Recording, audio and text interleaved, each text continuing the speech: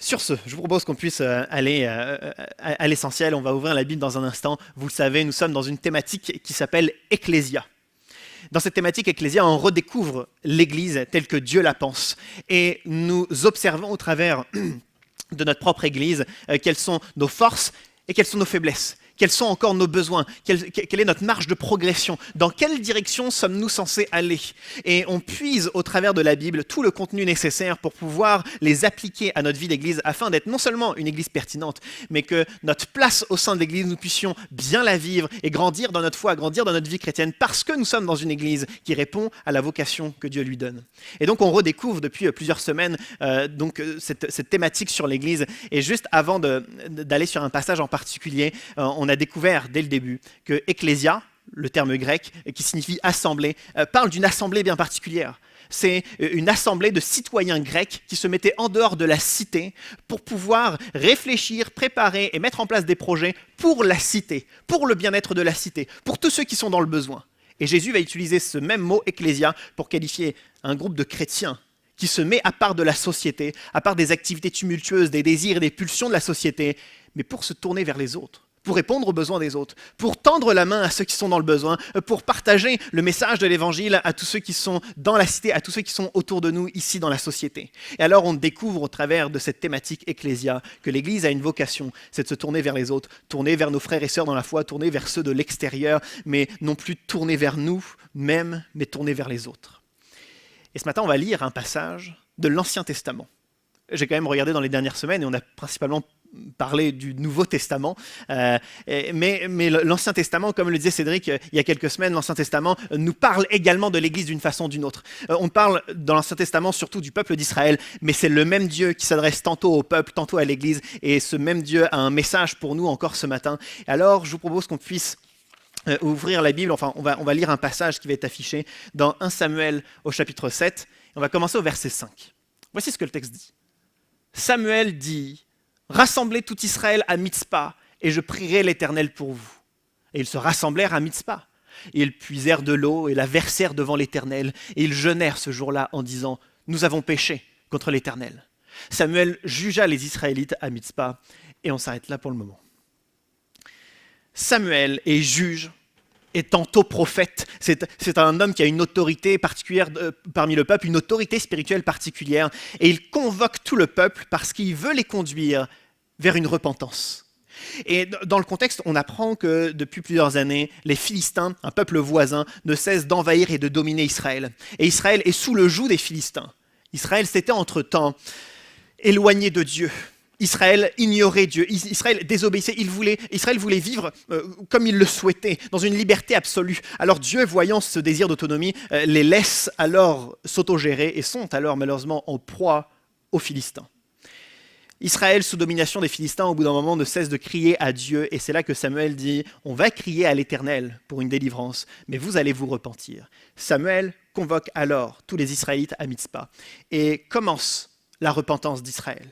Le premier élément que je trouve tellement marquant, c'est que les Israélites vont puiser de l'eau et la verser devant l'Éternel. C'est une pratique très rare, c'est peut-être une des seules fois, il y a peut-être une autre fois dans l'Ancien Testament, mais sinon c'est la seule fois où les Israélites vont faire ça, puiser de l'eau et la verser devant l'Éternel. Ça a une symbolique très importante, parce que l'eau ici déversée est symbole des larmes d'Israël. C'est comme si, alors qu'ils entrent dans ce moment de repentance, la première action des Israélites, c'est de montrer à Dieu leurs larmes, leur tristesse, leur remords. Depuis plusieurs années, ils se sont séparés de Dieu, ils ont ignoré Dieu, et la première réaction de leur repentance, c'est d'exprimer leur remords, leur tristesse, et c'est avec larmes. C'est-à-dire qu'on n'est pas dans un moment religieux, formel et cadré du peuple, ce n'est pas une habitude, on va à Mitzpa parce que Samuel nous demande, c'est avec larmes qu'ils s'approchent de Dieu. Il y a une honnêteté émotionnelle, il y a un cœur qui est ouvert face à Dieu, et c'est avec larmes qu'ils entrent dans ce moment de repentance. Ils versent de l'eau et ils jeûnent. Le jeûne, vous le savez, c'est ne pas manger, sauter un repas, c'est consacrer un moment alors qu'on se prive d'un repas, on le consacre à Dieu. Ça peut être sur un repas, ça peut être sur une période en particulier. Et ici, ça montre le cœur d'Israël à se consacrer à Dieu. Je me prive d'un repas, je me prive de ce qui est essentiel, fondamental, pour me consacrer sur celui qui est véritablement essentiel. Je me prive d'un repas, je me prive de mes activités professionnelles, de mes activités diverses et variées, pour me consacrer sur Dieu. Plus que les larmes, Israël veut retourner à Dieu. Israël veut se consacrer, veut s'engager à suivre Dieu tout à nouveau avec ce jeûne. Et enfin, Israël, dans ce moment de repentance, termine par une déclaration. Nous avons péché contre l'Éternel.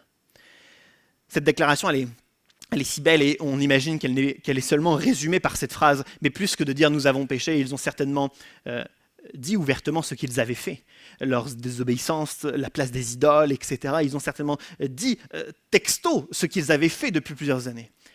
Et je trouve cette repentance tellement magnifique. Ils vont des larmes à la consécration par le jeûne jusqu'à la déclaration de leur péché. Ils veulent se repentir entièrement. Et alors qu'on voit cette scène, ça va être une réorientation totale pour le peuple. La question, la voici. Repentons-nous régulièrement?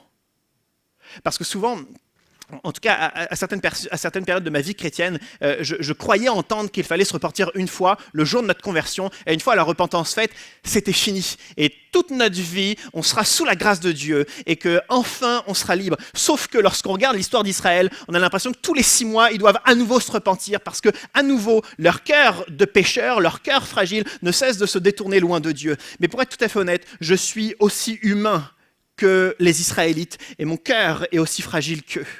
Et ma tendance à vouloir faire mes propres choix sans consulter Dieu est aussi élevée que celle d'Israël. Et je dois me repentir plus souvent que je dois l'avouer. Et on doit se repentir plus souvent qu'on veuille l'avouer. Et je crois que, alors qu'Israël entre dans ce moment de repentance, nous, individuellement, nous, en tant qu'Église, nous devons régulièrement, une fois par semaine, une fois par mois, j'en sais rien, une fois par an, mais régulièrement avoir cet état d'esprit de revenir à Dieu dans ce moment de repentance. La repentance n'est pas simplement un moment de prière banal. On voit le peuple en larmes qui se consacre au travers d'un jeûne et prière. Il y a toute une pratique particulière qui pousse le peuple à vouloir dépendre encore plus et encore plus avec Dieu, dépendre encore plus de Dieu. La question est, est-ce que nous nous repentons? Et je crois que quelquefois, on avance sans se repentir, les semaines, les mois, les années passent et on ne se repent pas. Et c'est vrai que quelquefois on imagine qu'il faut se repentir seulement si on a commis un péché grave, un crime très important, quelque chose qui touche l'essentiel de la vie chrétienne et au final, tant qu'on n'a rien fait de grave, on n'a pas vraiment besoin de se repentir après tout. Mais je crois que bien au contraire, les petits péchés, les petits détails de notre vie, les petits moments de faiblesse, les petits moments de fragilité que l'on commence à accepter et que l'on se dit il n'y a pas besoin de se repentir pour cela, eh bien, ces petits détails prennent de plus en plus de place, ces faiblesses grandissent, ces fragilités grandissent, et ensuite, il y a les vrais péchés, ce que l'on considère comme terriblement important qui prend place. D'où le fait que la Bible ne cesse du début jusqu'à la fin de nous pousser à une repentance régulière. Et avant de poursuivre la lecture, l'Église aura besoin également de se repentir. Ce n'est pas une découverte parce que ça l'a fait plusieurs semaines qu'on parle de cette thématique Ecclésia, et donc on a découvert au travers de cette thématique ce que Dieu nous demande de faire et ce que nous faisons, mais également ce que Dieu nous demande de faire et ce que nous ne faisons pas encore, ou ce que nous faisons que de temps en temps, ou ce que nous faisons mal. On a vu au travers de cette thématique Ecclésia nos forces et également nos faiblesses, ce qui restait à défaut. Et donc, si Dieu nous appelle en tant qu'Église à aller dans certaines directions, on a évoqué certains points principaux comme la fraternité ou comme l'évangélisation. On a parlé de différents sujets au travers de cette thématique Ecclésia et on a vu qu'il y a certains éléments que nous ne faisons pas. Alors cela va nous appeler, peut-être dans les prochaines semaines, à avoir des moments de repentance tous ensemble. Cela n'est pas formel. On ne vient pas à telle heure, à tel jour pour se repentir, mais je crois que c'est le Saint-Esprit qui œuvre chacun dans notre cœur. Et dans un moment de louange, un mercredi dans une réunion de prière, après une prédication, dans un moment d'appel où le Saint-Esprit touche nos cœurs, et sans peur, mais avec humilité, spontanément entrant tous ensemble dans ce moment de repentance en déclarant oui, nous voulons dépendre encore un peu plus de Dieu. Pardon pour toutes les fois où nous n'avons pas été ni le chrétien ni l'Église que Dieu attendait, mais nous voulons avancer un peu plus loin. Israël vit ce moment de repentance et c'est le début d'une réorientation totale pour Israël. Et je crois que c'est ce que aussi en tant qu'Église, nous devrons faire au fur et à mesure du temps, se repentir régulièrement. Mais le texte ne s'arrête pas là. Il y a cette magnifique scène de repentance, mais les versets qui suivent sont tout aussi intéressants. C'est le verset 7, les versets qui suivent. Les Philistins apprirent que les Israélites s'étaient rassemblés à Mitzpa, et les princes des Philistins montèrent pour attaquer Israël. À cette nouvelle, les Israélites eurent peur des Philistins et ils dirent à Samuel, « N'arrête pas de crier pour nous à l'Éternel notre Dieu, afin qu'il nous sauve de la domination des Philistins. » Samuel prit un tout jeune agneau et l'offrit tout entier en holocauste à l'Éternel. Il cria à l'Éternel pour Israël et l'Éternel l'exauça. Pendant que Samuel offrait l'holocauste, les Philistins s'approchèrent pour attaquer Israël. L'Éternel fit gronder ce jour-là son tonnerre sur les Philistins et les mit en déroute. Ils furent battus devant Israël. Les hommes d'Israël sortirent de Mitzpa, poursuivirent les Philistins et les battirent jusqu'en dessous de Beth-Kar. Samuel prit une pierre qu'il plaça entre Mitzpa et Échen et l'appela Ebenezer en disant « Jusqu'ici, l'Éternel nous a secourus. » Durant cette scène extraordinaire et magnifique de repentance où tout le peuple, en larmes, jeûne, déclare leur péché et leur désir de dépendre de Dieu, une scène intime de communion avec Dieu particulière, les Philistins, de leur côté, apprenant que tous les Israélites étaient rassemblés, estiment certainement qu'ils sont dans un moment de faiblesse, dans un moment de fragilité. Et alors ils décident d'attaquer, comme si ce moment de repentance, ce moment de communion avec Dieu était un moment de fragilité, comme si c'était le moment d'attaquer, comme si se repentir était synonyme de fragilité, comme si pleurer pour nos remords passés, c'était de la fragilité, comme si jeûner, se consacrer à Dieu, c'était symbole de fragilité, comme si déclarer nos péchés, c'était symbole de fragilité, comme si vouloir dépendre de Dieu était synonyme de fragilité. Mais les Philistins se sont trompés.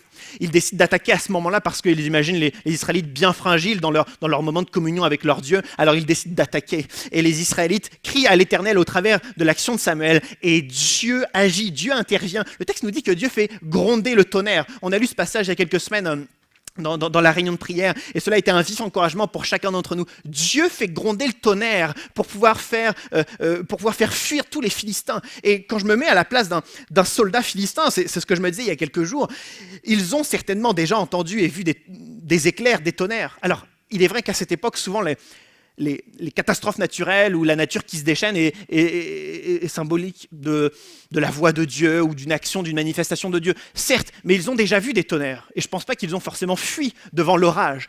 Ici, le tonnerre devait être d'une telle importance que toute l'armée fuit. En général, quand on est seul, on n'a pas peur de montrer nos faiblesses, mais quand on est avec d'autres personnes, on veut se montrer fort. Mais ici, c'est toute l'armée qui fuit, qui est en déroute parce que Dieu déchaîne la nature, parce que Dieu déchaîne les éclairs et le tonnerre. Je trouve cette image tellement belle, parce que les Israélites ne sont pas prêts au combat. Les Israélites sont en train de pleurer sur leurs péchés. Les Israélites sont en communion avec Dieu dans un moment intime. Imaginez il y a un instant, quand Joséphine guidait la louange et qu'on avait ce moment de prière, imaginez des hommes armés qui entrent. On n'est pas prêts, on n'est évidemment pas prêts. Les Israélites n'étaient évidemment pas prêts. Et on aurait pu imaginer que Dieu serait intervenu. Il aurait peut-être appelé certains des Israélites qui étaient armés, mais personne n'était armé. Personne n'était prêt pour ce combat. Alors Dieu ne pouvait utiliser personne pour agir. Dieu a agi seul. Et je trouve cette vérité importante parce que lorsque je prie et je demande à Dieu d'intervenir par rapport à certains de mes défis, quelquefois je m'attends à Dieu, j'imagine, je réfléchis et je me dis peut-être que Dieu va utiliser un tel pour me parler, peut-être que Dieu va utiliser ce groupe qui, pendant une prédication, je vais être touché, peut-être que Dieu va utiliser un tel ou une telle. On a vu Dieu, au travers de l'histoire, utiliser des hommes, des femmes, des groupes, des églises, des pays entiers pour pouvoir agir. Ici, il n'y a personne de disponible en Israël pour repousser les Philistins, alors Dieu va agir seul. Je trouve cette vérité tellement importante, parce que toutes les fois où je n'ai pas les assistants, les aidants nécessaires, toutes les fois où je n'ai pas les hommes et les femmes mature et spirituel en face de moi, capable de m'aider, toutes les fois où je n'ai ni le soutien, ni la connaissance, ni les expertises nécessaires pour pouvoir m'aider et me sortir des pires situations, Dieu est encore tout puissant. Dieu n'est pas limité aux uns et aux autres, Dieu n'est pas limité aux outils et aux instruments que je vois, mais Dieu dépasse et au-dessus de tout ça. Alors combien même il n'y avait aucun Israélite prêt à répondre à l'appel de Dieu pour repousser les Philistins, ce n'est pas un problème pour Dieu. Dieu a tout de même agi tout seul en faisant gronder le tonnerre, et seul Dieu a fait faire demi-tour à tous les Philistins. Dieu n'est pas régi, restreint, conditionné par les outils, les instruments ou les personnes ici-bas, mais Dieu est tout puissant. Et que ça puisse être un encouragement pour chacun d'entre nous, parce que nous sommes quelquefois dans des situations pris dans un étau serré, sans issue. Et il y a cette préoccupation à savoir comment est-ce que l'on va s'en sortir, qui va intervenir, qui va parler, quel médecin va pouvoir faire le bon diagnostic, quel chirurgien va pouvoir parler, quel expert va pouvoir intervenir. Quelquefois, aucun n'est disponible, aucun n'a les compétences, mais il y a encore Dieu qui est tout puissant. Ce qui me fait Ce qui me touche énormément, c'est la réaction immédiate des Israélites. Alors qu'ils apprennent que les Philistins approchent, les Israélites aussitôt se tournent vers Samuel et disent « Continue de crier à l'Éternel pour nous ». Cette réaction, elle est tellement belle parce que cela faisait plusieurs années qu'ils ignoraient Dieu. Cela faisait plusieurs années qu'ils désiraient être autonomes, plusieurs années qu'ils désobéissaient. La repentance qu'il vient de vivre, elle n'est pas hypocrite, elle n'est pas factice, elle est vraie. Leur première et seule réaction, c'est de se tourner vers Dieu. Ils ne cherchent pas, on va prendre des bâtons, des cailloux, on va essayer de se battre contre les Philistins, on va fuir, on va trouver une stratégie, vous allez dans ce sens-là, on va dans ce sens-là, on va se cacher dans la forêt. Non, il n'y a rien de tout ça. Ils se dirigent uniquement vers Dieu au travers de Samuel. Leur première et seule réaction, c'est Dieu. Notre première et notre seule réaction devrait toujours être Dieu. Parce qu'au moment où on se repent, on déclare vouloir dépendre de Dieu, alors on ne va pas chercher le réconfort, on ne va pas chercher le déstressant, on va ailleurs si ce n'est vers Dieu. On ne cherche ni notre paix, ni notre sécurité, ni notre confort auprès de qui que ce soit d'autre, si ce n'est Dieu. Et auprès de Dieu, c'est là qu'on apprend le plan, le conseil de Dieu et la démarche à suivre. Dieu seul a la réponse, Dieu seul est capable de nous diriger. Et cette réaction est tellement magnifique, mais ça devrait être la réaction de chacun d'entre nous.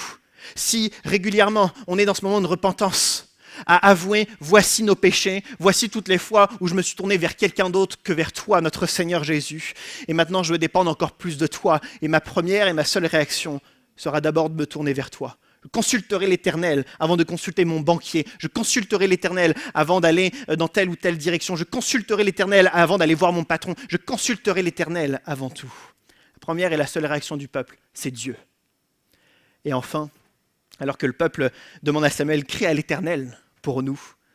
Samuel va faire venir un agneau tout jeune et va le sacrifier. Et ensuite, il va demander à Dieu d'intervenir et Dieu va les exaucer. Samuel est bien conscient qu'il doit faire un sacrifice. Il doit y avoir un sacrifice dans cette prière, dans cette demande. C'est obligé, c'est sûr. Parce que Samuel, il sait que tout le peuple s'est éloigné de Dieu depuis bien des années. Cela fait bien trop longtemps que le peuple a ignoré Dieu, que le peuple allait dans la direction qu'il souhaitait. Le peuple n'est donc pas la victime de cette histoire. Certes, les Philistins attaquent et on pourrait imaginer que le peuple est victime, mais non, le peuple n'est pas victime, le peuple n'est pas innocent. Le peuple est coupable, parce que le peuple, cela fait bien des années qu'il a oublié Dieu, qu'il était dans la direction qu'il souhaitait. Alors Samuel sait très bien que le peuple n'est pas innocent, et puisque le peuple n'est pas innocent, il ne peut pas recevoir l'aide et l'assistance de Dieu. Alors Samuel doit faire quelque chose qu'il répugne, prendre un agneau, encore jeune, tout jeune, symbole de pureté, un agneau, symbole d'innocence. Et il doit alors le tuer, il doit alors le sacrifier. Et cet acte qui évidemment le répugne autant que nous répugne, est un acte terriblement important pour Samuel et pour tout le peuple, parce que cela prouve qu'ils ont pris conscience que cet animal est innocent, ils doivent le tuer, alors qu'eux-mêmes, ils ne sont pas innocents. Le moment où ils sacrifient cet animal, il prouve alors que chaque Israélite a compris qu'aucun d'entre eux n'est innocent, aucun d'entre eux n'est pur, mais que chacun d'entre eux, ils sont pécheurs, chacun d'entre eux, ils sont condamnés à mourir, chacun d'entre eux, ils sont privés de l'intervention de Dieu. Mais au moment où ils sacrifient cet animal, le sang de l'animal se répand, symbole de l'innocence de cet animal, symbole que finalement Dieu va leur faire grâce malgré tout. Et ça, c'était l'agneau, évidemment, à ce moment-là de l'histoire. Mais il y a 2000 ans, Jésus-Christ, que l'on surnomme l'agneau de Dieu, il est mort exactement pour les mêmes raisons. Il était le symbole de la pureté et de l'innocence.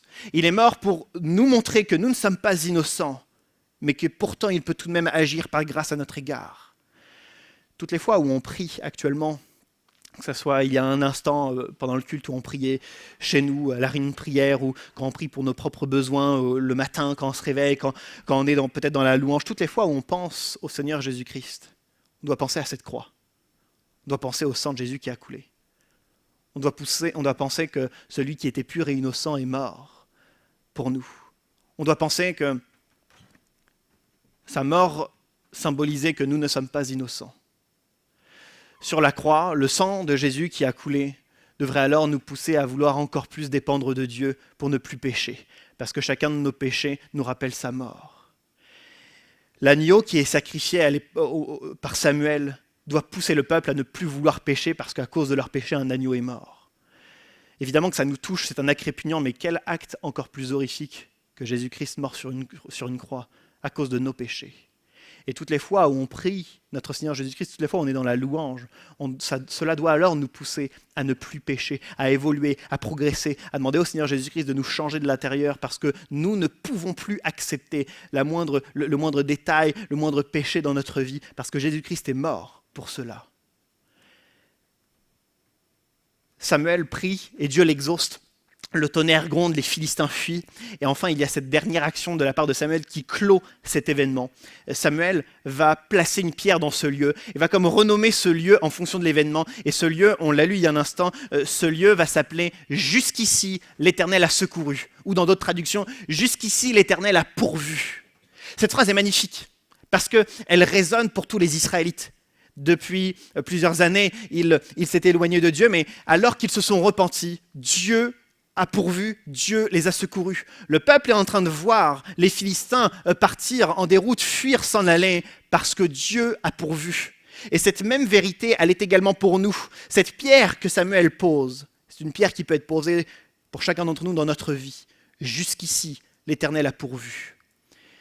On a des diagnostics médicaux qui tombent et on est désemparé. Mais jusqu'ici, l'Éternel n'a-t-il pas pourvu ? On a des situations financières qui sont délicates, mais jusqu'ici, Dieu n'a-t-il pas pourvu ? On a quelquefois des préoccupations, que ce soit pour des parents, pour des enfants, on a des préoccupations familiales sur l'avenir, et face à tout cela, on pourrait paraître désemparé, mais jusqu'ici, Dieu n'a-t-il pas pourvu ? On est quelquefois tellement angoissé à l'idée d'aller au travail parce qu'il y a une atmosphère pesante, mais jusqu'ici, Dieu n'a-t-il pas pourvu ? Cette pierre que Samuel pose, c'est une pierre qui doit rappeler tout le peuple, c'est une mémoire, c'est un souvenir que Samuel est en train de créer, afin que tout le peuple n'oublie jamais que Dieu a toujours pourvu. Et même alors que le peuple s'est éloigné de Dieu, un seul instant de repentance et ils voient Dieu qui fait gronder le tonnerre pour leur salut, pour leur sauvetage. Et je crois que c'est la même vérité pour chacun d'entre nous. Peu importe notre situation, alors qu'on se rappelle cette pierre qui est posée, cette fidélité de Dieu à toute épreuve, Dieu qui ne cesse de pourvoir encore et encore, je crois que c'est cette pierre qu'on doit se rappeler chaque jour. Peu importe la situation, Dieu a toujours pourvu, il pourvoira encore. Il n'y a aucune préoccupation, il n'y a aucun stress qui doit nous gangréner parce que Dieu a toujours pourvu. C'est se rappeler de la fidélité de Dieu, c'est de se rappeler que Dieu ne cesse d'agir encore et encore. Amen. Samuel pose cette pierre. Jusqu'ici, l'Éternel a pourvu. Et alors on imagine avec cette scène de repentance, quelle joie Samuel le juge, Samuel le prophète, quelle joie a-t-il eu de voir le peuple aller dans le droit chemin. Et alors on voit le peuple qui ne cesse de grandir, qui ne cesse d'avancer. Et seulement, alors qu'on lisait le chapitre 7, on passe au chapitre suivant. On va découvrir un événement supplémentaire qui va peut-être nous faire relativiser sur cette magnifique scène de repentance. 1 Samuel chapitre... Alors juste avant... Exactement. 1 Samuel chapitre 8, on va lire les premiers versets. Lorsque Samuel devint vieux, c'est quelques instants plus tard, il établit ses fils juges sur Israël. Ses fils aînés se nommaient Joël et le second Abijah.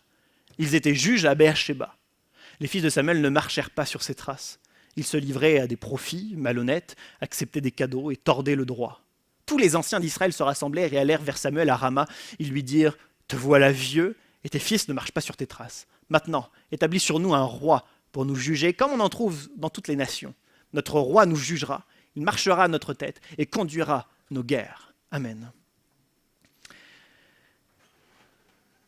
Samuel devient vieux. Le temps passe, Samuel devient vieux. Évidemment que l'âge avance et lui qui est juge, il sait que depuis qu'il est juge, il y a la paix en Israël, il y a une bonne organisation parce que c'est un juge qui met en place les principes de Dieu. Alors dans son organisation, dans sa justice, dans la mise en place de lois, dans la façon dont il donne des responsabilités et des tâches à différents responsables d'Israël, il sait que cela se passe bien parce qu'il met en avant les principes de Dieu, il est juge, il a confiance en Dieu. Mais il devient vieux. Et à un moment donné, il va devoir passer la main. Il va devoir transmettre ses fonctions de juge. Et alors, il est certainement en train de réfléchir. Il pense à l'avenir et il se dit, mais quel va être l'avenir du pays ? Je ne connais pas qui sera le juge qui va arriver après. Et alors, certainement, dans sa bonne préoccupation, remplie de bonnes intentions, Samuel va établir ses fils juges, Joël et Abijah. Il va les établir juges. Mais c'est étonnant parce que si on est des lecteurs attentifs du livre des juges, le livre juste avant un Samuel, pendant 3 siècles, Dieu a établi des juges. Dieu a établi des juges. La fonction de juge ne s'est pas transmise de père en fils. La fonction de juge ne s'est pas transmise d'un homme bien à un autre homme bien, d'un homme compétent à un homme compétent. Non, non, non. C'est Dieu qui n'a cessé d'appeler, qualifier des juges. Et ici, c'est Samuel qui établit des juges. Alors, je veux reconnaître l'intégrité, la bonne foi, la confiance en Dieu, la dépendance de Samuel à Dieu. Je veux lui reconnaître toutes ses qualités spirituelles. Mais à un moment donné, alors qu'il devient vieux, alors que certainement il se préoccupe pour l'avenir du pays, pour l'avenir de sa fonction, il établit lui-même des juges. Dieu ne lui a pas dit. Et d'ailleurs, on voit que sa tentative remplie de bonnes intentions ne marche pas parce que ses fils, malheureusement, ne suivent pas son exemple. Ils tordent le droit, ils sont malhonnêtes, ils sont menteurs, ça ne fonctionne pas. Et les anciens d'Israël vont venir le voir pour lui reprocher. Tes fils ne marchent pas sur tes traces. Ce qui fait que la préoccupation, la bonne intention de Samuel, c'est peut-être déguisé, finalement. Et ce qu'il exprime n'est peut-être pas une bonne intention, c'est peut-être tout simplement de la peur. De la peur pour l'avenir. La peur pour l'avenir du pays. Et il ne sait pas quoi faire, alors il n'a toujours pas le plan de Dieu, il ne connaît pas la volonté de Dieu. Certainement que à la mort de Samuel, Dieu aurait parlé à un homme, à une femme. Avant, c'était Samson, Gédéon, Déborah. Et là, Dieu aurait certainement parlé à un autre homme, à une femme, pour que la personne devienne juge ou prophète, ou même peut-être un roi, on ne sait pas. Mais ici, ce n'est pas l'initiative de Dieu. C'est l'initiative de Samuel. Parce qu'il a peur. Il est motivé par la peur. Et motivé par la peur, on en fait beaucoup de choix comme ça. Motivé par la peur, on en prend des décisions.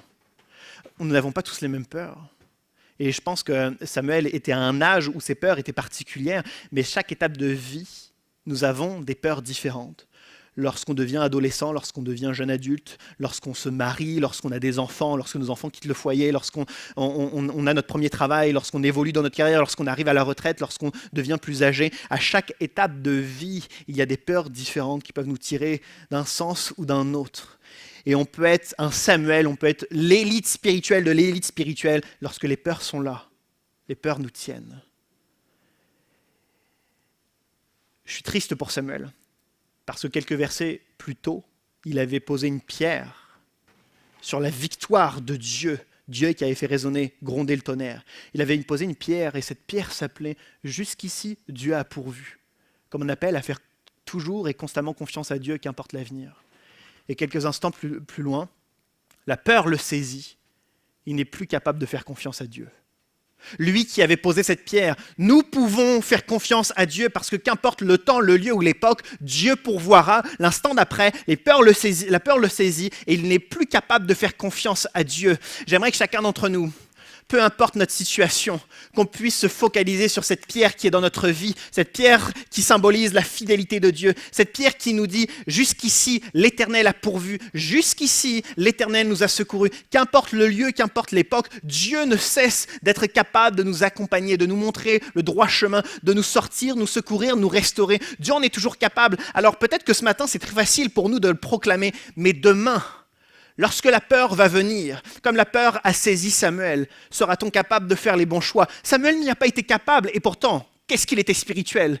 Mais peut-être que nous en serons capables si on ouvre sa parole, si on se rappelle la fidélité de Dieu au sein de la parole, si on entend les témoignages des uns et des autres et on entend la fidélité de Dieu, si on se rappelle nos propres expériences et la façon dont Dieu a été fidèle avec nous, si on a une mémoire de l'action de Dieu dans notre vie et de ses interventions, là peut-être alors on sera capable de poursuivre le chemin et aucune peur ne pourra nous clouer au sol, aucune peur ne pourra nous pousser à des mauvais choix, à une mauvaise attitude, à de mauvaises réactions parce que on se souvient de la fidélité de Dieu et les peurs ne nous terroriseront plus. Mais nous serons dans cette dépendance avec Dieu, dans cette sérénité à toute épreuve. Et alors, Samuel, malheureusement, certainement influencé par sa peur, établit ses fils, et il y a une réaction. La réaction des responsables d'Israël, des anciens d'Israël. Ils se rassemblent autour de Samuel, et ils soulignent, d'ailleurs je pense qu'on n'est pas de la même culture, nous en France, qu'il y a 3500 ans ici en Israël, parce que la première chose qu'ils disent, c'est « Samuel, tu es vieux ». Et je pense que c'est très indélicat. Mais peut-être que c'est par provocation. Samuel, tu es vieux, et tes fils ne marchent pas sur tes traces. Je pense qu'ils sont là pour le bousculer, parce qu'eux, ils ont une proposition à faire, une solution. Et je pense qu'ils ne sont pas capables d'entendre une autre proposition, une autre solution. Ils ont une solution, cette solution est simple. Donne-nous un roi. Donne-nous un roi pour nous juger et pour nous conduire dans nos guerres. C'est ce qu'ils veulent. Comme les autres nations ont un roi, donne-nous un roi pour nous juger et pour nous mener dans nos guerres. Intéressant, parce qu'on a l'impression que c'est ce que Dieu ne cesse de faire, et ce depuis plusieurs années. Dieu ne cesse d'envoyer des juges qui vont respecter les principes de Dieu, des Samson, des Gédéon, des Jephthé, des Déborah, des Samuel. Et Dieu ne cesse d'envoyer des juges. Alors, un roi pour juger, Dieu le fait déjà en envoyant des juges. Et un roi pour mener des guerres. Un instant auparavant, le chapitre juste avant, les Philistins attaquaient, Dieu faisait gronder le tonnerre, Dieu a remporté la victoire militaire. À quoi ça sert d'avoir un autre meneur de guerre si ce n'est l'Éternel des armées? Et ici, on a le peuple qui dit, donne-nous un roi pour juger et pour nos guerres. Dieu ne cesse de juger et de mener leur guerre. Quel est le problème? Sont-ils insatisfaits de Dieu?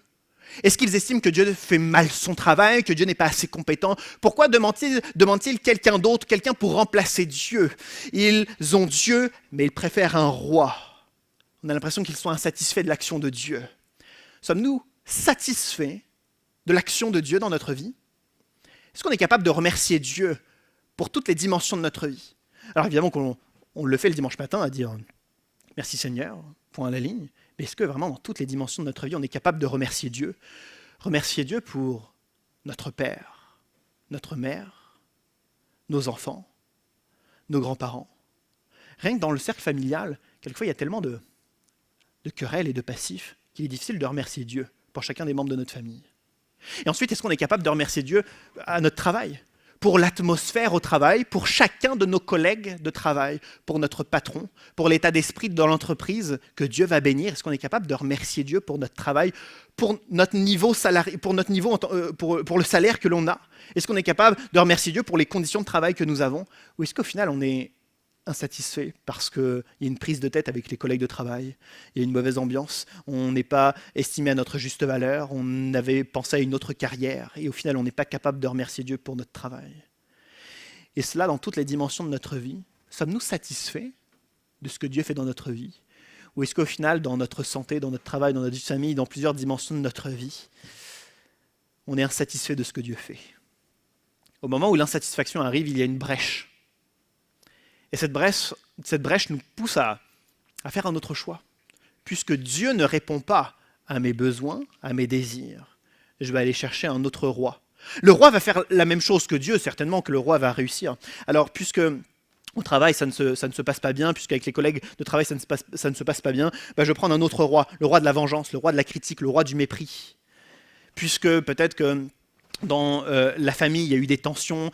Dieu me pousse à la réconciliation, mais moi je choisis le roi du mépris, le roi de l'amertume, le roi du silence où on ne se réconciliera jamais, parce que ça me fait plaisir d'être dans mon amertume. Et on choisit, trop souvent encore, d'autres rois plutôt que Dieu.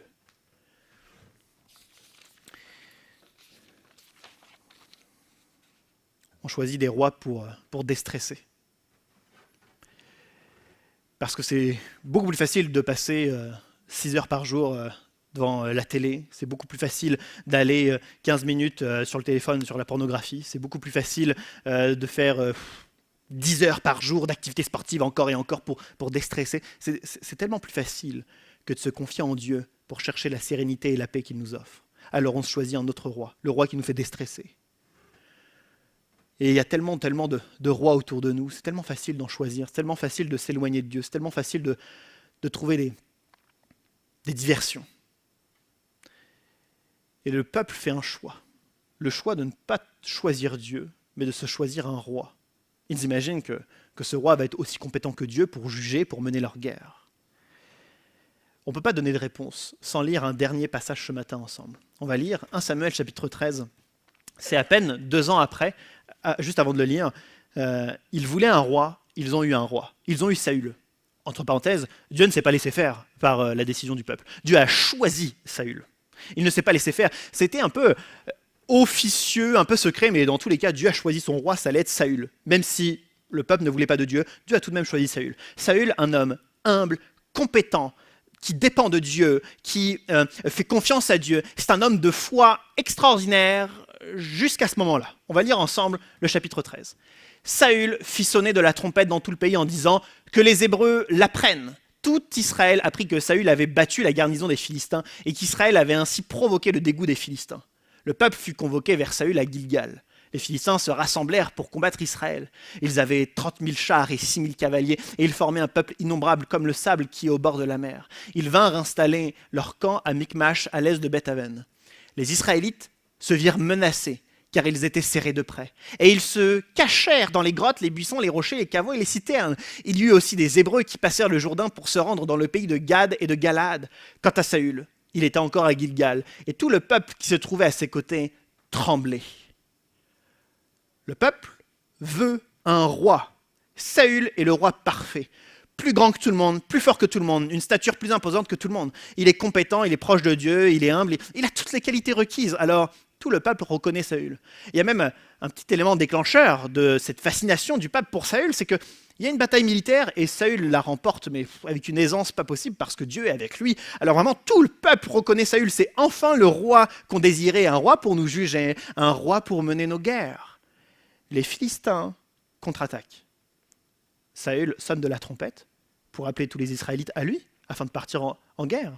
On dénombre les Philistins. On nous dit 30 000 chars, 6 000 cavaliers. On nous dit un peuple innombrable. On nous dit semblable au sable du bord de la mer. Donc c'est vrai que c'est impressionnant. Mais après tout, ils voulaient un roi pour mener leur guerre. Alors le roi les appelle. Et le texte nous dit que le peuple se cache dans les buissons, dans les cavernes, dans les citernes. Certains même, ils quittent le pays. Ils vont au-delà du Jourdain. Ils quittent le pays. Et les quelques hommes qui étaient déjà avec Saül quand il a sonné la trompette, ils sont à peu près 3000. Les 3000 hommes, le dernier mot nous dit qu'ils tremblent. La peur les envahit. Mais je ne comprends pas parce que lorsqu'ils avaient les Philistins qui les envahissaient, les Ammonites, d'autres royaumes qui les envahissaient, Dieu envoyait un juge, Dieu envoyait un héros, Dieu envoyait un soldat vaillant, Dieu envoyait une armée, Dieu envoyait le tonnerre, Dieu cessait de repousser leurs adversaires. Ici, ils ont choisi un roi et non Dieu. Ils devraient être tout aussi confiants, mais ils se cachent. Ils se cachent, je ne sais pas pourquoi, peut-être que le peuple se cache parce que les Philistins sont importants, ils sont en grand nombre et donc ça fait peur. Ou peut-être qu'ils se cachent parce qu'ils ne font plus confiance à Saül. Ou peut-être que les Israélites ne mènent pas le combat parce qu'il y a le Covid et ils préfèrent rester en pyjama chez eux à regarder le culte. Peut-être que les Israélites fuient le combat. Ils ne vont pas vers Saül parce qu'au final, ils ont eu une semaine de travail. Ils ne pourront pas venir à l'église parce qu'ils ont une semaine de travail pas possible. Ça fait 10 semaines qu'ils disent ça, mais ils ont une semaine de travail très difficile. Peut-être que les Israélites ne répondent pas à l'appel de Saül, ne rejoignent pas les autres Israélites pour mener le combat, pour repousser les Philistins, pour protéger le royaume que Dieu leur a offert. Peut-être qu'ils ne le font pas parce que, tout simplement, spirituellement, ils ne se sentent pas prêts. Ils attendent de regarder si d'abord les autres vont avancer, si les autres vont faire quelque chose. Ils attendent si les autres vont lever les mains avant de lever les mains dans la louange, si les autres vont prier avant de savoir s'ils vont prier. Ils vont attendre de voir si les autres évangélisent avant de commencer à évangéliser. Donc ils vont attendre que l'élite fasse quelque chose avant de même se déplacer. Peut-être que les Israélites ne répondent pas à l'appel de Saül, parce qu'au final, ça fait 3-4 ans qu'on n'a plus du tout prié, plus du tout ouvert une Bible, alors ils sont complètement perdus et ils n'osent même pas rencontrer Dieu, demander quoi que ce soit, parce qu'ils sont loin de tout ça maintenant. Ils se disent chrétiens, mais au final, en pratique, il n'y a rien. Il n'y a rien. C'est des hypothèses que je lance sur le pourquoi les Israélites n'ont pas rejoint Saül. Mais je crois que ces hypothèses, elles sont pour nous. L'Église est quelquefois comme le peuple. L'Église a un choix. Choisir Dieu ou choisir un roi. Choisir Dieu qui ne cesse de pourvoir, de secourir. Il y a cette pierre au centre de l'Église qui dit « Jusqu'ici, l'Éternel a pourvu ». Qu'importe l'adversité, qu'importe le besoin, et qu'importe le besoin de restauration, de sauvetage, Dieu ne cesse d'agir. Dieu ne cesse de pourvoir en son temps, immédiatement ou plus tard, mais Dieu ne cesse d'agir. C'est des promesses que chacun en a expérimentées, que chacun en a vues. Si on a ne serait-ce qu'un peu d'honnêteté dans notre mémoire, on est tous capables de dire que Dieu a agi, que Dieu a délivré, que Dieu a sauvé, que Dieu a accompagné à un moment donné dans notre vie. Mais l'Église, quelquefois, fait le choix, tout de même, de choisir un roi. Quelqu'un qui va répondre à nos besoins. Quelqu'un qui va répondre à nos pulsions, à nos désirs. Finalement, on ne va pas choisir Dieu, on va choisir ce qui nous satisfait. Sauf que quand vient l'adversité, quand viennent les Philistins, on se disperse. On est à droite, à gauche, et on n'est pas capable de venir pour combattre spirituellement, pour être tous ensemble, pour mener la bataille. On se disperse. On quitte le pays, on s'éloigne, on quitte l'Église parce que ça ne nous satisfait pas. On quitte encore et encore, on fuit encore et encore parce qu'on a rendu compte que le roi qu'on a choisi, il n'était pas tout puissant. Seul Dieu est tout puissant. Et l'Église, quelquefois, choisit un roi. Quelquefois, l'Église choisit le roi du confort, où on s'assoit, on regarde les autres faire. C'est pas pour vanter personne, mais je disais ça pour blaguer tout à l'heure que la famille Avril était en force ce matin, mais ce serait bien que tous et toutes celles qui sont appelés pour faire la louange, qui sont capables de faire la sono, qui sont capables de faire le PowerPoint, qui sont capables de faire le ménage dans la semaine dans l'église, qui sont capables de faire avec les enfants, qui sont appelés par Dieu, se lèvent pour le faire. Parce que c'est tous ensemble qu'on doit faire. Mais on a choisi le roi du confort. Quelquefois, l'Église ne choisit pas Dieu. Quelquefois, l'Église choisit le roi de la religion, où on se fait du bien entre nous. On prie ensemble, on chante ensemble, on s'enseigne ensemble, mais les portes de l'Église sont fermées puisque en semaine, on ne partage plus notre foi vers l'extérieur, puisque c'est notre religion, c'est ma religion à moi, c'est ma religion personnelle. Mais nous ne sommes pas une religion. Nous avons la vérité, un Dieu qui aime et qui veut sauver quiconque. Et c'est nous qui portons cette vérité. Nous sommes les ambassadeurs de Dieu ici-bas. Nous ne sommes pas une religion, nous sommes une ambassade. Et nous attendons que les rachetés viennent, nous attendons que tous ceux qui entendent la parole de Dieu puissent venir. Mais on choisit le roi de la religion. Et l'Église a des rois. Heureusement que Dieu est infiniment bon, infiniment gracieux. Parce que, c'est pas affiché, mais dans les versets qui suivent, Saül, un homme humble, compétent, proche de Dieu jusqu'à ce moment-là, va finalement désobéir à Dieu parce que tous les Israélites se sont dispersés, parce qu'ils se retrouvent tout seuls. Et tout seul, on est sans force. Et je trouve cela une vérité pour l'Église. Lorsque demain, on va se sentir tout seul, l'Église va être sans force. Le mot « ecclésia » signifie « assemblée ». Il faut que tous on soit là, que tous on ait cet investissement spirituel, que tous on soit prêt à se lever, à avancer, à ne pas lâcher, à croire que Dieu peut encore agir, à avoir cette pierre au centre de l'Église qui dit « Jusqu'ici, l'Éternel a secouru, l'Éternel a pourvu, et on pourra aller encore un peu plus loin, l'Éternel pourvoira encore, l'Éternel agira encore. » Ce passage me touche particulièrement, ça m'a étonné. On lit les différents chapitres d'un Samuel au fur et à mesure de la réunion de prière. Il y a, ceux qui sont assidus à la réunion de prière, vous avez certainement reconnu plusieurs passages. Et récemment, lors de la dernière réunion de prière, ces passages m'ont montré à quel point l'Église ressemblait à ce peuple dispersé, à ce peuple qui choisit des rois et finalement le regrette. Et je crois qu'il est terriblement important encore ce matin qu'on ne choisisse pas un roi, mais qu'on choisisse Dieu. Qu'on ne choisisse pas quelqu'un, un concept, une activité, un état d'esprit qui nous réconforte, qui nous fasse plaisir parce qu'on en a besoin, mais qu'on choisisse Dieu. Ça va nous demander des sacrifices. Le peuple a dû se repentir, le peuple a dû, en larmes, jeûner, déclarer ses péchés et dépendre de Dieu. Mais cela est tellement nécessaire pour pouvoir encore plus découvrir Dieu, pour pouvoir voir Dieu à l'œuvre dans notre Église.